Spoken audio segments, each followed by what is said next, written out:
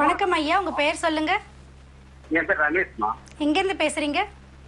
கும்பகோணத்துல இருந்து பேசுறேம்மா. சரிங்க ஐயா, உங்களுக்கான சந்தேகங்களை நீங்க மருத்துவர்கிட்ட தெளிவா தொடர்ந்து கேளுங்க. வணக்கம் ஐயா.